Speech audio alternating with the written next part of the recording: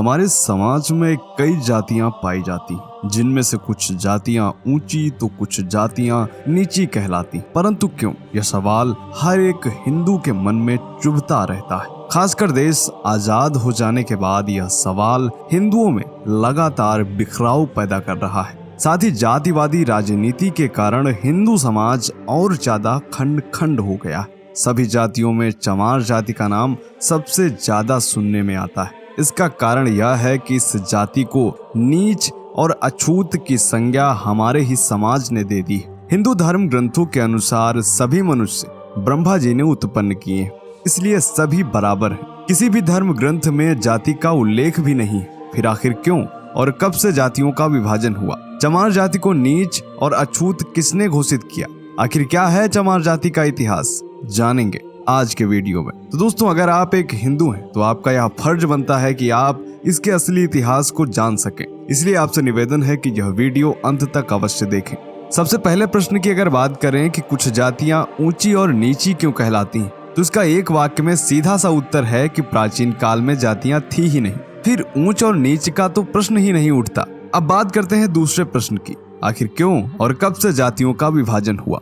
महाभारत और रामायण पढ़ने पर हमें यह पता चलता है कि आदिकाल में प्रमुख रूप से देव, दानव, राक्षस, यक्ष, गंधर्व, किन्नर, नाग आदि जातियां थी। प्रारंभ में धरती के सभी महाद्वीप आपस में जुड़े हुए थे। इस जुड़ी हुई धरती को प्राचीन काल में 7 द्वीपों में बांटा गया, जिनमें जम्बू द्वीप, प्लक्ष द्वीप, सालमली द्वीप, कुश द्वीप, कौच द्वीप, शाक द्वीप और पुष्कर द्वीप थे। इन सभी में जम्बू द्वीप सभी के बीचों बीच था। यहीं पर मानव सभ्यता का विकास हुआ। एक ही कुल व जाति होने के बाद मानव भिन्न भिन्न जगह पर रहकर जातियों में बंटता गया। उस समय कर्म के आधार पर जाति को संबोधित किया गया था। ठीक वैसे ही जैसे आज हम वकील, मास्टर, टेलर, डॉक्टर, जज आदि उनके काम की वजह से कहते हैं। जिस तरह एक वकील का बेटा डॉक्टर, इंजीनियर या जज बन सकता है, ठीक वैसे ही उस समय कर्म अनुसार ब्राह्मण, क्षत्रिय आदि कहे जाते थे। दुर्भाग्य से जाति को आज अलग अर्थों में लिया जाता है। जाति समाज या संप्रदाय पर अध्ययन करने वाले जानते हैं कि सभी का अलग अलग अर्थ होता है। आज हम जिसे जातिवाद कहते हैं वह दुनिया के सभी धर्मों में विद्यमान है। ऊंच और नीच की भावना सभी धर्मों में है।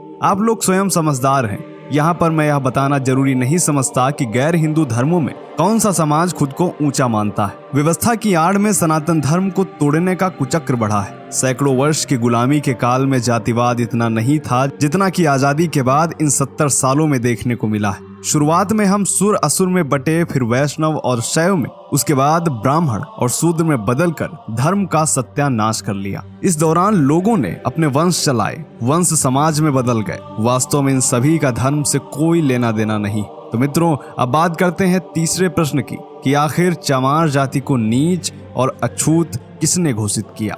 मित्रों, आज के समय में जिनको चमार कहकर बुलाया जाता है, पुराने इतिहास में इनका कहीं भी उल्लेख नहीं। न ही प्राचीन काल में इस शब्द को पाया गया और न ही इस नाम की कोई जाति थी। चमार शब्द का प्रयोग सबसे पहले सिकंदर लोदी ने किया था। दरअसल मुगल आक्रांता जब हिंदुओं पर अत्याचार कर रहे थे, हिंदू धर्म के नाम पर उन पर दबाव डाल रहे थे, तब चमार कहलाने वाले इन्हीं लोगों ने सबसे पहले मुगलों को करारा जवाब दिया था और उनके खिलाफ आवाज उठाई थी। उस समय सिकंदर लोदी ने इन लोगों को दबाने तथा नीच बनाने के लिए इन्हें गिरफ्तार करके चमड़े के काम में धकेल दिया था और उनका अपमान करने के लिए पहली बार चमार शब्द का प्रयोग किया। अब बात करते हैं आखिरी प्रश्न की कि आखिर चमार कहलाने से पहले यह लोग थे कौन। आखिर क्या है चमार जाति का इतिहास। तो मित्रों, सच तो यह है कि हम जिन्हें नीची जाति का कहते हैं और चमार कहकर संबोधित करते हैं, असल में वह चंवर वंश के क्षत्रिय हैं। जी हाँ मित्रों, डॉक्टर विजय सोनकर शास्त्री ने एक पुस्तक लिखी है जिसका नाम है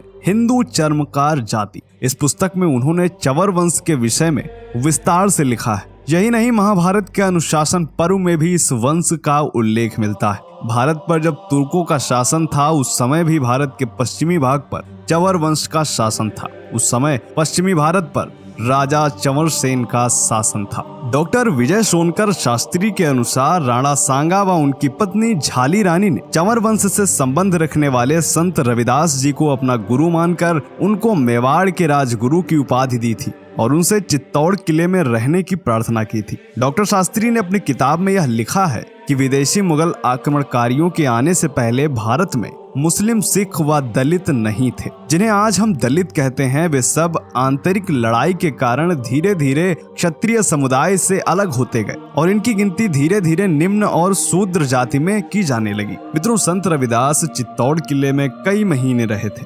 उनके महान व्यक्तित्व व उपदेशों से प्रभावित होकर बड़ी संख्या में लोगों ने उन्हें अपना गुरु माना था। उसी का परिणाम है कि आज भी पश्चिमी भारत में बड़ी संख्या में रविदासी हैं।